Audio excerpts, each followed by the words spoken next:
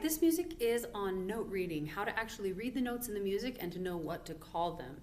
So we've already learned about treble clef, we've already learned about the bass clef, and now we need to know how to label or identify the pitch in the music. We've learned about rhythm, and that's how long we hold the notes, how long we hold them, and how long we have rests. But now we need to talk about pitch and how do we identify a higher note from a lower note. So we're actually going to use part of the alphabet. The music alphabet only consists of A, B, C, D, E, F, G. When you get to G, you start over with A. So A, B, C, D, E, F, G, A, B, C, D, E, F, and so on and so forth, okay? And it can just keep repeating. A, B, C, D, E, F, G, A, B, C, D, E, F, G, A, B, C, D, E, F, G. Now, remember how when we talked about the staff, we talked about the importance of the lines versus the spaces, right? Because if we look over here, we have remember the lines and spaces are numbered from bottom to top, so line number 1 would be right there. If I put an X on that, I hope you can see it. And then like the second space would be there in the space. Let me show you that closer up with the camera. So like notice that this is on the line and this is in the space. It's the same way with notes. We're going to draw our notes. This note is in the first space. This note is on the fourth line.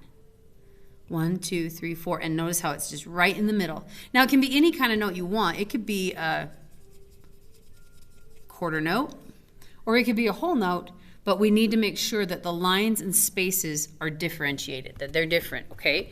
So we have all of our lines, we have all of our spaces, and what we want to do is now give them names. So we're going to start with the treble clef. In the treble clef, the bottom line, and this is just something you're going to have to memorize, the bottom line is E.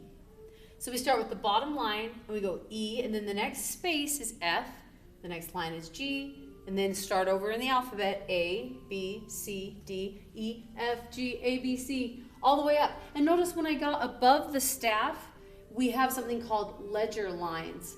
And those are the lines that you use to extend the staff. Let me write that down.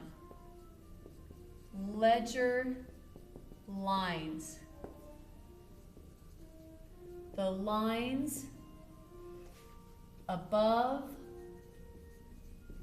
or below that extend the staff. The lines above or below that extend the staff, okay? That's what your ledger lines are. So in the treble clef, bottom line is E. In the bass clef, the bottom line is G. So G, and then remember, once we get to G, A, B, C, D, E, F, G, start over with A, B, C, D, E, F, G. And you can figure out any note that you need to as long as you have the bottom line memorized. So treble clef bottom line again is E, bass clef bottom line is G. So if I am in the bass clef here, we know that the bottom line is G. If I were to ask you what this note is, all you have to do, let me bring it a little closer. All you have to do is count from the bottom line, starting with G, G, A, B, C, D. Oh, Mrs. Stone, that's an E. Okay? What if we wanted to figure out what this note was? I'm going to make it a quarter note just for fun. We start with the bottom line, G, A, B. Oh, that's a B. So you can figure out any note that you need to figure out. And again, remember that the treble clef is different. If it's the treble clef, then the bottom line is E. Okay? So that's just a little bit about how to learn and know how to read the notes and what their names are. Okay?